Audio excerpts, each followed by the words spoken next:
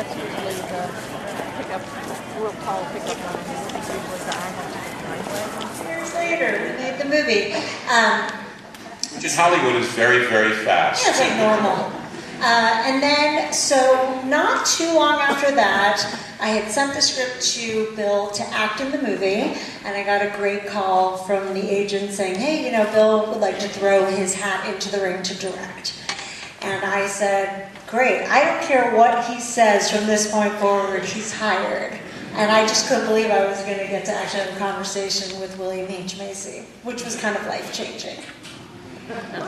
So, Bill, Rachel sends you a script, and when I read it, I saw it so clearly. So I've been thinking about directing for a while. It's a really tough job, and this was the one. And we were at the altar with this thing about 3 times within weeks, sometimes, of starting pre-production when the money fell out. It broke our hearts over and over again. And it's only because of Miss Winter that the film got made. About the 3rd time I said, okay, the gods are telling us something, let's move on with our lives. Great. So when you read the script the first time, or the 3rd time, or the 15th time, what brought it to life for you? What was that creative spark that within you that believed in this bit of cinematic imagination? As Rach said, I love his voice. It's very theatrical. As a matter of fact, we did trim it in many, many places because in the film world, you can't talk on like that. Nick paid the price for a lot of that. I loved his voice. I love that he loves all the characters. They all have a finish. They all have a through line. They're all wonderful, and we love them. I love the story. I love the magical realism. I love that it was about addiction and approached it from a novel point of view.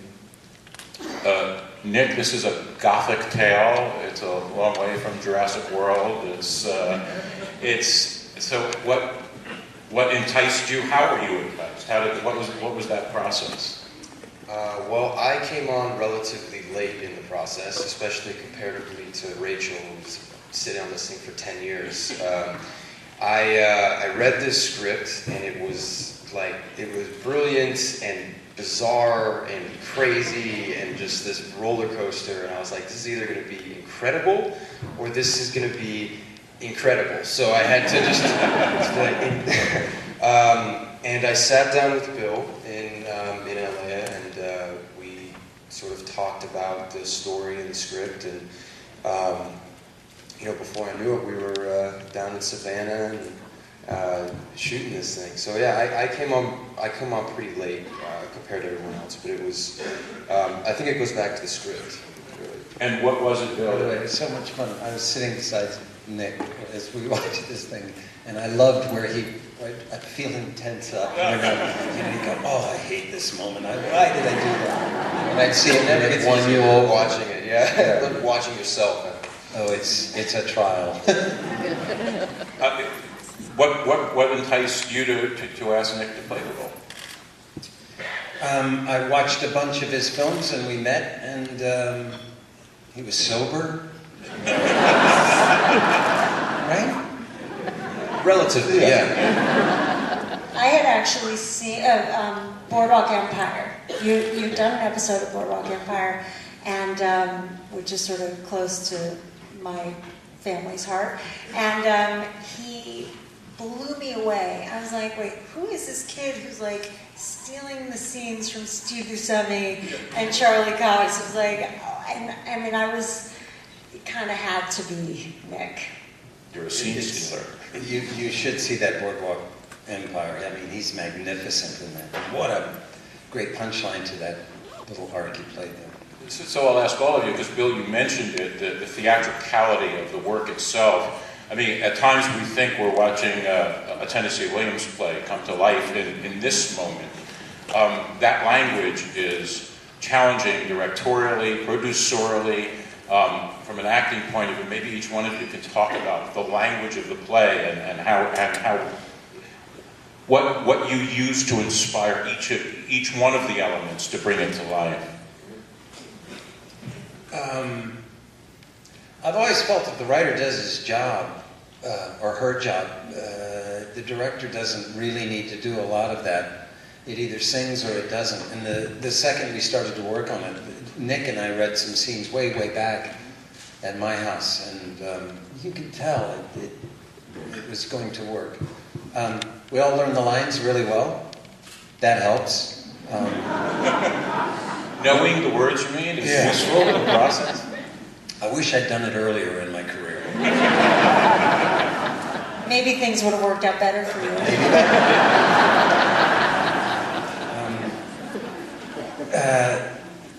It's tough to take language which is poetical and try to make it seem like everyday speech, but when it works really well. Nick, learning that must have been a challenge, the young Southern gentleman that you became and worked through this. Talk a little bit about the preparation process to engage it. Cakewalk. Yeah. Really easy. It is very, very, very theatrical, the way that he speaks and the way that he, his mannerisms and the sunny southern aphorism. It's like reading a Faulkner novel, but just like in a script. It is this weird balancing act that is, it was a balancing act to try and kind of make it sound like a person was talking, and then also do justice to to kind of the beautiful lyricism that I think the script had. So it was a lot of working with Bill and a lot of talking through it, and working with a dialect coach and trying to sound like William Faulkner, kind of.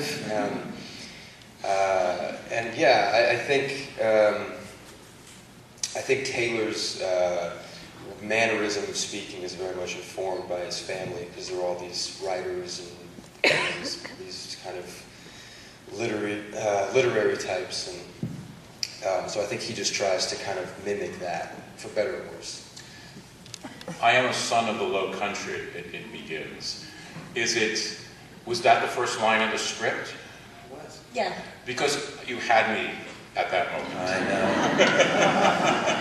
know. It's a Southern piece, isn't it? It's such a beautiful evocation of place and time and kind that it's utterly engaging, engrossing, and transforming. And you should all be very proud.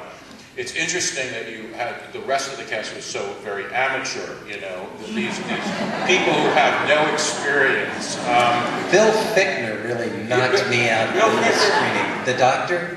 How many drugs did you actually feed him to get that performance? Speaking of which, you looked so loaded in that AA scene. I was suspicious. A method, so. Well, perhaps, Bill, if you could speak a little bit about the casting. The woman who plays your wife, she's unfamiliar to you. How many auditions did she require to? I never touched her, man.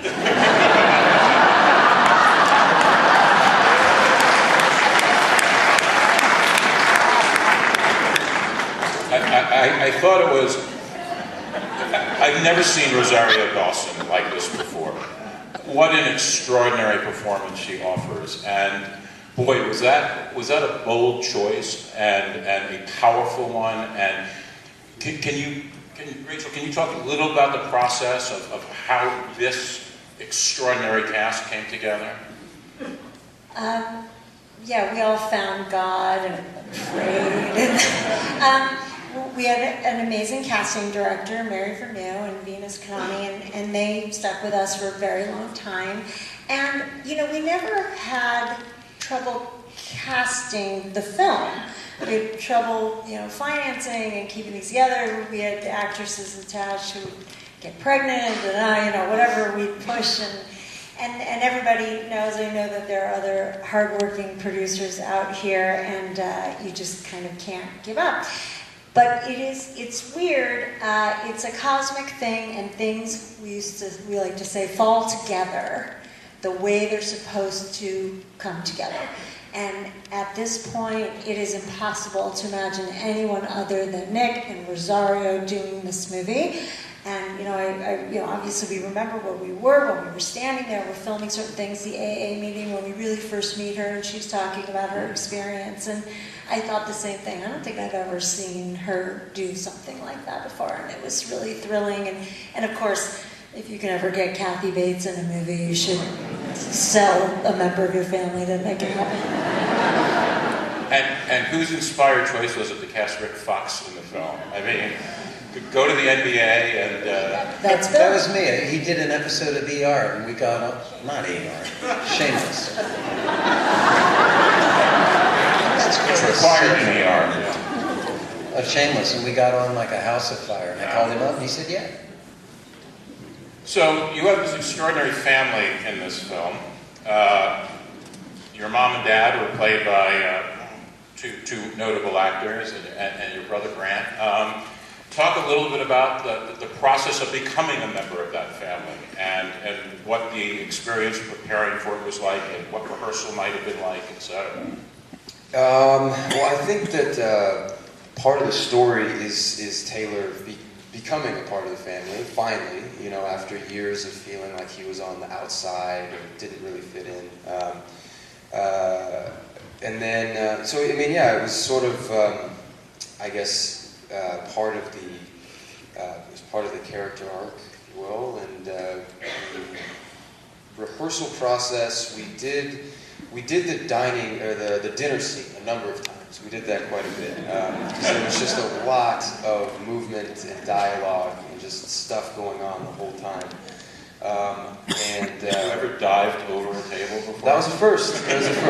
First time for everything, and diving over the table and like Campbell going out and smoking a joint and the parents getting drunk in the back porch. It's just like, controlled chaos the whole time. So that's the only scene, those scenes, because I was in it, we realized we had to have rehearsal time. We couldn't rehearse anything else. Boy. Really? Yeah, and I'm a big believer in rehearsal. But with all this language, there was very little rehearsal. Very little. Wow, it was fast. But Bill gets a lot of credit, certainly being such an amazing actor and understanding how important that was. But there was a choreography to it, and he really knew going in long before that he wanted it to be fast-paced, a little bit like a farce, and there had to be a rhythm. And the more that they could everyone could be prepared, the better off we'd be. And I think you really see it in those scenes. It was about halfway through that we did that dinner scene, and Felicity, God bless her soul, flew herself in so that she could make a rehearsal, and we met at our production offices to run it, and all of us shared the same thought. As soon as we did one run through with Felicity, we all thought, I gotta go home and do a little bit of work here. So we're gonna play it up here, are we? She was so prepared and so good, and it raised the whole production. Got a jolt of electricity from that. You two should spend more time together. Yeah, we should. So this is, you've had obviously a storied acting career. This is your third feature film and a bunch of television. Can you talk a little bit about your own arc as a director? This is, I think, from a directorial point of view, perhaps the most challenging work that I can imagine that you've done. Talk a little bit about what you need, what you require to bring this kind of work to life, and where you've been and where you'd like to go. I've found directing to be very humbling. I'm not as smart as I thought I was. I am not as good a writer as I thought I was. All three films were difficult in their own way, but I got to say, this was a challenge. And often, things that on the page I'd seen in my mind so clearly, and we'd get to the set and just lay there like a dead lox. And I was in a panic to figure out what to do. Also Rachel said, what's the tone of this film? And we kept talking about tone until we had fessed up. And I said, the hell is tone? I don't know what that means, the tone. do now. Yeah, talk a little bit about your conception of the devil and how Satan came to live on screen, because it's amazing. Boy. It turned out pretty well. Our ambitions exceeded our budget on Satan. And there was a lot more stuff that we wanted to do. But it's pretty low-rent CGI that we used. We just, we figured out what they could do, and then we sort of wrote it in there. But Bill, if I may, that's what makes it work so successfully, that it is not this high-tech CGI that we'd see in, Avatar, but rather it is this, because of the way you first discover Satan in the pages of a titty magazine. It's appropriate, his realization. So what did you have to go through to through the creative process and with your visual effects folks to make that happen? Go ahead, do it. Yeah, it was definitely challenging, but again, it's a little bit like things, it ended up striking the right tone, and also balance. It ended up becoming more about balance and how Satan is another character in this movie. He's a manifestation of our fear and when we are not bold enough to step out on our own, and when we rely on other ways to be strong. And I know one of Bill's favorite aspects of it is the fact that, Nick's character and T.I.'s character, two people from disparate places in their lives, can share a devil or a demon. Devil sharing. Now that's something interesting. And where did Harry Nilsson come from? Because that was an inspired choice. Well, it was our second choice too. We had difficulties with some rights. What were we playing for a long time? Well, Will had originally, there was a Foreigner song. Oh yeah. What's the love song? I can't imagine this film without you. I know. But it was so great. And then Nick actually, I think he called and said, you texted me. I texted you saying, you should really use that Harry Nilsson song. She's like, already done. It was already crazy. It was great. It was very mental. Very serendipitous, yeah. I'm going to open it up to the audience in just a moment, but talk about the love you exhibited for your stepbrother, for your to-be brother, for this temporary family that you built with Rosario, etc. was, I think, one of the beauties of this film. And talk about a little bit of the two of you. Me and Rosario? No, you and Bobby. Yeah. It was again sort of just this labor of love, and we were thrown into this story, and we just kind of had to roll with the punches and go with it. And so the first time I met Bobby, I think he was there for the rehearsal process. Yeah, he was there. He got there a little bit early. He's from Atlanta, actually, Jacob Lattimore. And we had to get used to the wheelchair. It was sort of like it was a learning process for both of us. It's a strange dynamic because I'm sort of on the surface sleeping with his mom. So it's just this, it's kind of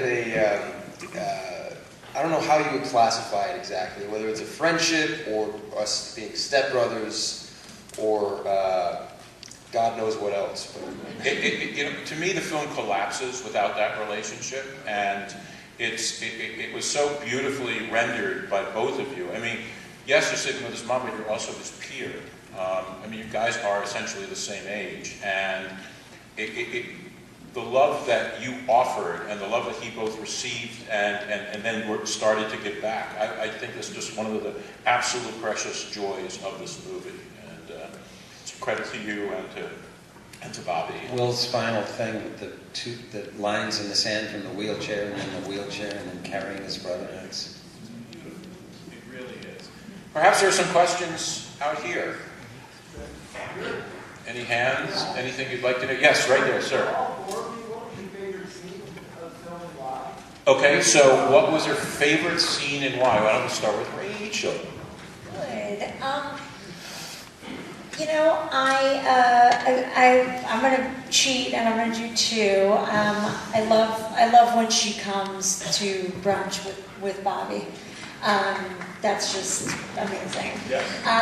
And then actually, I'm going to just say the last scene just kills me every time, and there's so much hope, and that it's just really the idea that you start out thinking you're going to get one thing, and of course he thinks it's going to be Krystal, and he ends up getting something much more important, which is the friendship with Bobby. Indeed. Other questions up there? Oh, yes, I'm sorry. Bill, your I'll make favorite. it brief. I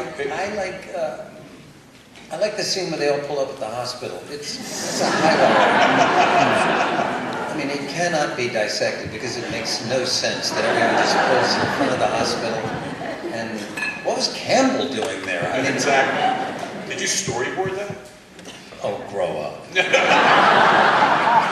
What Storyboard? You couldn't even rehearse it. You know, we worked really hard to make it logical, and it all got cut in order to make it a farce. We just made it tighter and tighter and tighter. And, you know, I'd like to claim art, but the reality is we only had enough lights to do a small area, so everyone had to drive into it and act.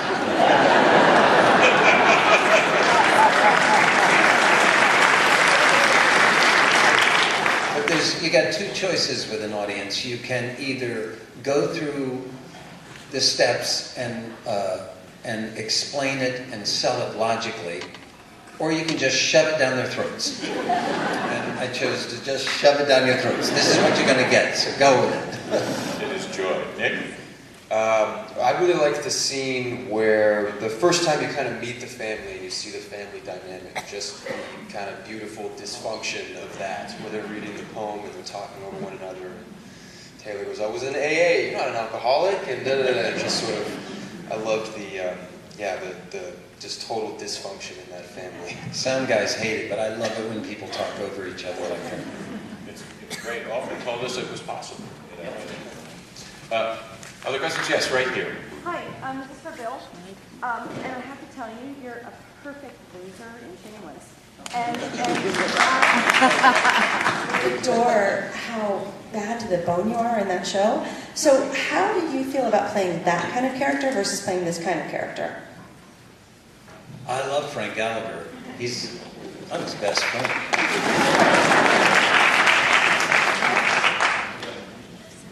Life is long and life is sweet. That I get to play two characters like this, I'm a lucky palooka. You're here. Other questions? Yes, right there.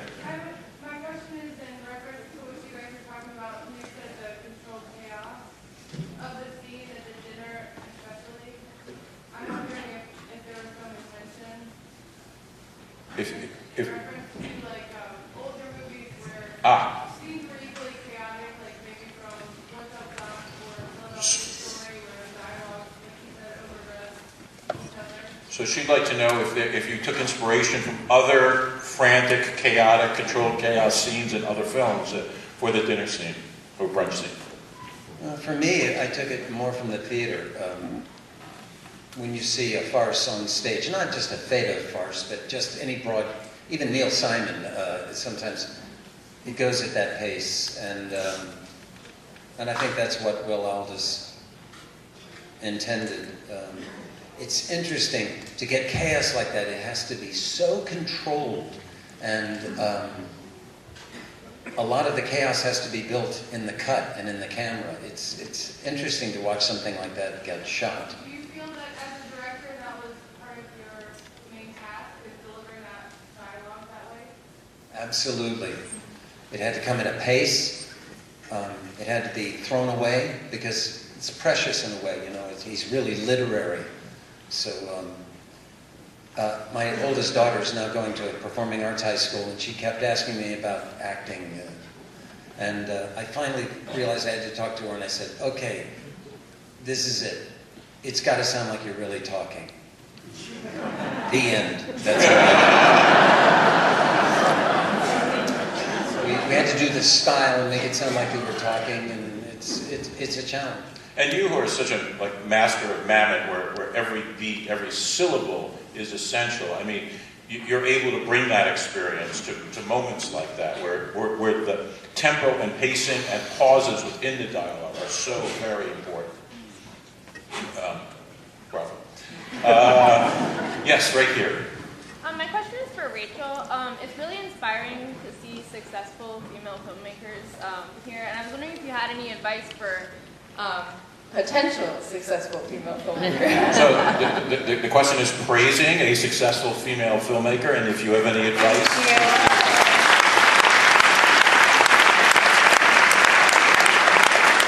Thank you. And I know that there are other successful female producers in the audience, and I feel the same way you do. I'm always in awe, and I sort of can't believe I get to do this for a living, but once I move that aside, I try to just think of myself as a producer, period. I will say different advice than one of my male mentors. He said, "Are you sure you want to do this? You should do something else," which wasn't very inspiring, I remember at the time. I would say, don't give up. I would say if there's something else that you are passionate about, that's a good thing too, because this is hard. However, if you see yourself telling stories more than anything else, and that's what you want to give and put out into the world, just don't stop. Be the last person standing, and give as much of yourself to your films or your TV projects or any medium, and put your whole heart into it, because I do think that that's a little bit of an extra edge that women do have. Here, here.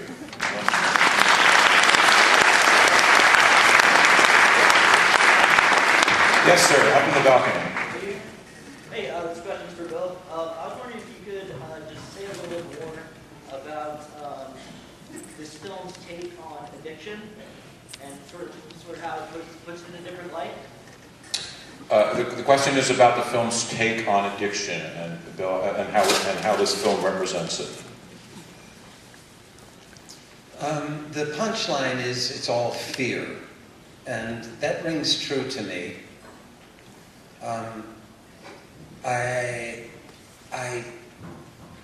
We are in this opioid crisis, but for a long time I sort of marvel at how loaded all of us are so much of the time. We keep it secret, but people have been doing it since the dawn of man. We figure out something that'll make us feel wonky, and we eat it. And I think when addictions take over, it's because of fear. And I loved the take on this, that we have to figure out what we're running from, what we're afraid of, in order to conquer an addiction. Because boy, it sure helps, if you're afraid all the time. That was a really weird answer. Maybe one or two last questions right here, sir. Yes, this is for Rachel again. You touched briefly on the difficulty in putting the financing together. So, could you maybe expand on that a little? Rachel, would you expand on getting this film financed? Sure. So when we started this, it was literally a different time in the business. And in certain ways, maybe it's gotten easier, maybe it's gotten harder. We don't have to dwell on that. But there's certainly a lot of other, many more ways to get your film out there, and different kinds of platforms that did not exist before. I think that there are cycles in the business. So when we are in a cycle where you need more foreign value, then you are going to be nailed to the wall harder for who you have to put in your movie. And it takes away that freedom to cast the way you want to cast. So we it's timing. So a lot of it is timing. So we, like Bill said, we went to the altar a couple of times. This one woman, she was a private equity out of New York, and she pulled out 5 weeks before we were going to shoot this movie, and it was so heartbreaking. And you know, I love patrons of the arts, and I love people who just do love it, but it's hard when they view it as a hobby and you view it as a career, or you know, this is your passion or your life's work, so it's complicated.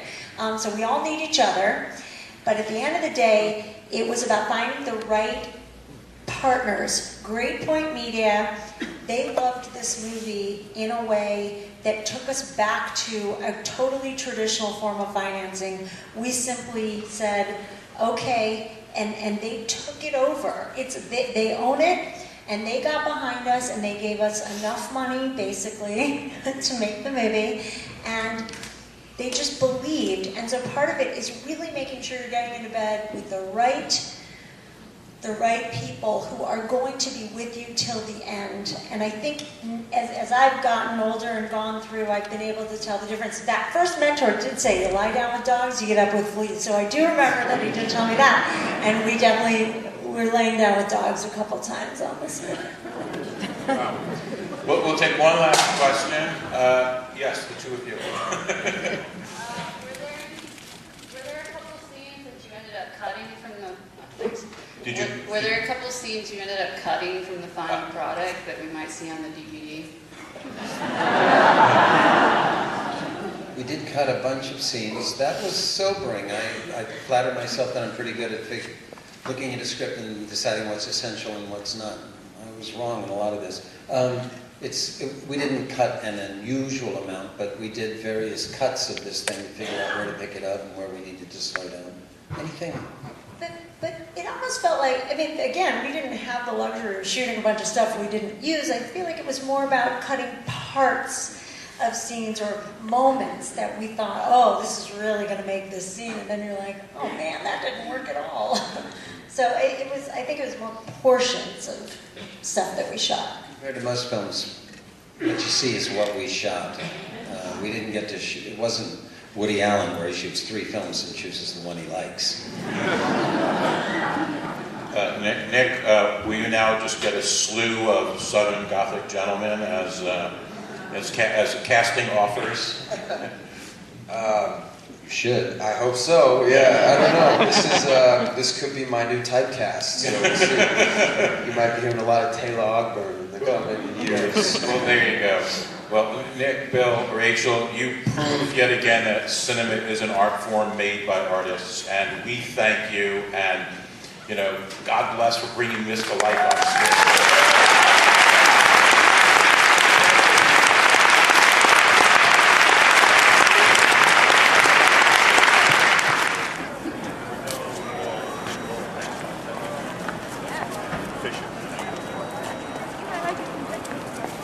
Right.